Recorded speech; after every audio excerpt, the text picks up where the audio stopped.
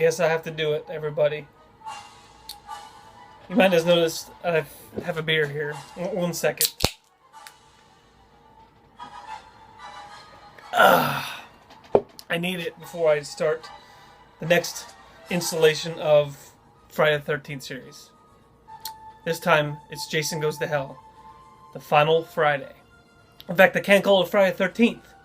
Because at this point, New Line Cinemas has taken over, but they cannot call this a Friday the 13th. The title, Friday the 13th. That's why it's not Friday the 13th Part 9. I don't have the DVD. I never got it. And the only way I got it at this point is this Blu-ray box set.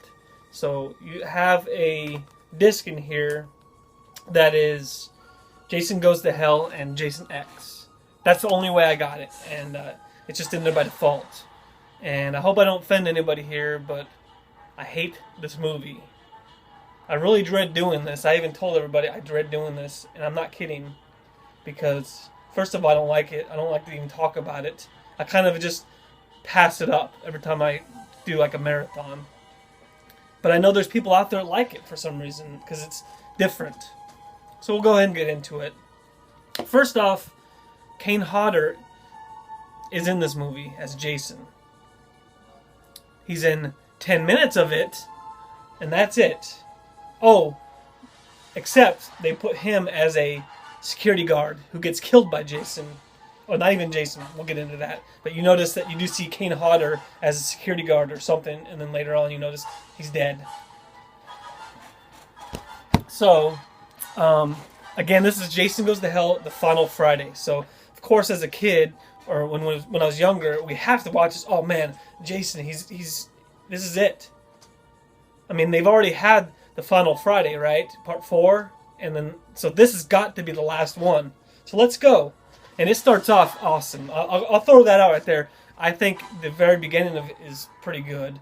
It starts off with a lady who we find out, I believe, is in the FBI or something like that. But she's driving up to Crystal Lake, which is great. You know, she gets into a cabin. It's a dark cabin. You know, power's not out. She takes a shower. You know, you expect something to happen.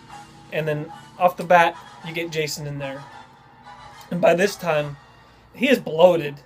Let me just throw out there, the mask is inputted into his face. I don't like this look on Jason, but I would take that one over what we're going to get, which I will discuss. Man,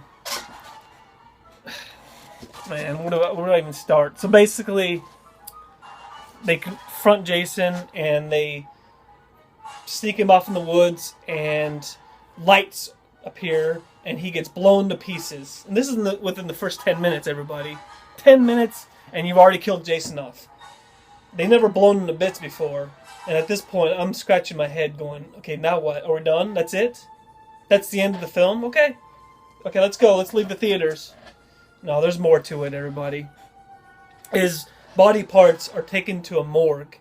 And there's a doctor in there. I believe he's a doctor or something, but he's recording on a little tape device, you know what he notices and what's going on, and Jason's heart's there and it starts beating. So he picks it up and he's talking about it, and out of nowhere, I don't know where it's coming from, but he bites into the heart and he eats the heart, and he sounds very weird, he acts weird, and then all of a sudden white lights shoot into him. What that is Jason's spirit. He has become Jason in this body. So that's what's happening is in this whole movie. I won't even cover everything because that's basically what's going on now is he's body jumping. He has to jump different bodies. What happens is the body starts dying off and he has to go find other bodies. So you notice that he goes from this guy to a cop and this and that. So basically, what happened was this guy Duke. He's the bounty hunter. He's the one that had set up that sting operation to kill Jason, and then it flashes to him as soon as they think he's dead, and he's like, "I don't think so." Well, why would you even set them up if you think it's not going to matter? I don't think this guy's dead. So basically, there's a bunch of deaths. Nothing's memorable. I can't even tell you, I can't even tell you a death. It's not even worth even repeating. Just watch it and you'll see that garbage. 1 second, everybody. Ugh. Ugh. Gosh. That helps somewhat. So you got one of the main characters. His name is Steven. He's dating or he's marrying. I can't remember her name. But a lady who has a baby, and apparently her mother is related directly to the Voorhees line somehow. So that means that this lady is a Voorhees, and also the baby is a Voorhees. Why do I mention that? Because magically we find out that Jason, his spirit has to be reborn, and this person that has to be reborn is through a Voorhees. Only a Voorhees can be reborn. Yeah, anybody else does it? No, he can't. So he needs to find a body that is a Voorhees, and that's how he is reborn. First of all, how does Jason know his relatives anyway? I mean, does he keep a family? Does he keep a scrapbook? Does he have the family tree somewhere?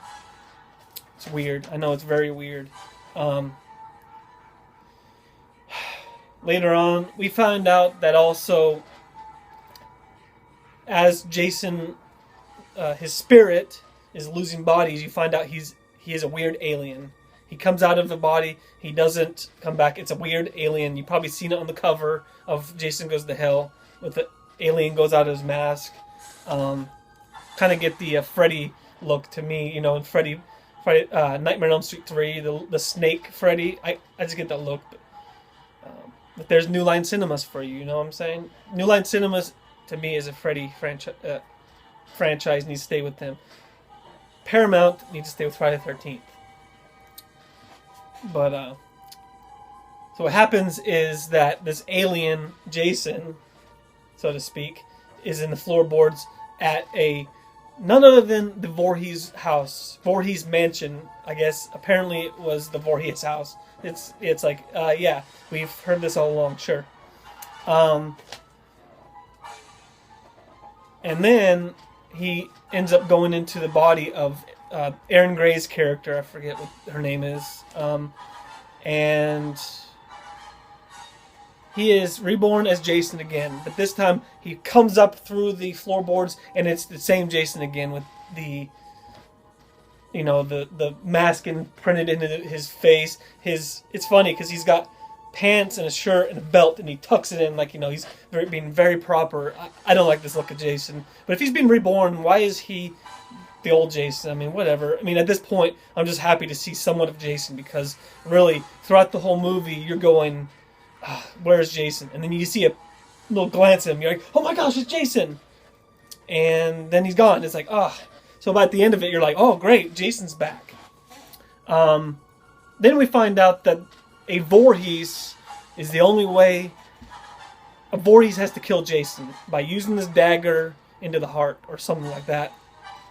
So he gets stabbed in the chest, and then a struggle happens, and he falls down, and then you see those white lights shooting out, and then you see Jason, in some dirt or something like that, and you see a bunch of hands and stuff grab him from hell, and he goes underneath there, and he gets dragged to hell. I mean, literally, he gets dragged to hell.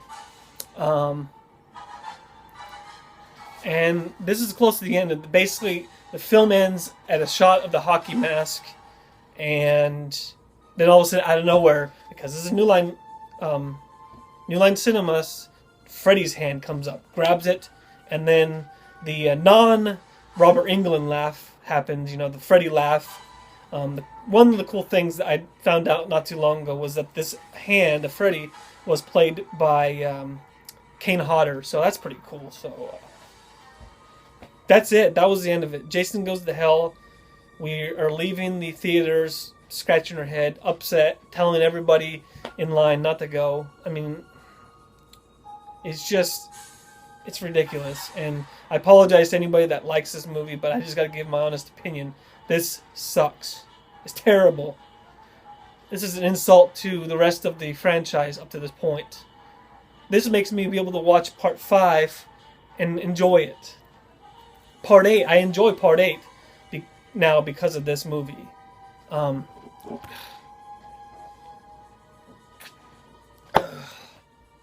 that's it. I don't know what else to say about it. I do got to share that I'm a little upset that I just noticed this on the box set of the Blu-ray. Look what they use on there. They use the Jason Goes to Hell Jason as if this is the one that I want to remember him by. I believe that's him. I mean, it looks like it's the bloated Jason. So, yeah, this is the Jason I want to remember him by. You know, not the rest of them. Forget about the other set. So, all right, everybody. I didn't rate it. Out of 5 Jason masks, I can go 1 through 5. So 1 Jason mask, and I'm being nice about it. Skip this one. You don't need to watch this one. If by curiosity you want to see how much Jason can suck, or how much little Jason can really show up in a Friday the 13th movie, go ahead and watch this. But I guarantee you watch it once and you won't watch it again. I don't remember the last time I watched it. I really don't. It's been so long, and typically I just skip it. So, all right, everybody. This is Jason again. I'm just giving you my honest opinion about what I feel about Jason Goes to Hell. So, feel free to comment. Comment below, like the video, like my page, subscribe. Thanks, everybody. I appreciate it. And we'll see you next time when I do Jason X. And, oh boy, do I got a lot to say about that as well. All right? Thanks a lot, everybody. Have a good night.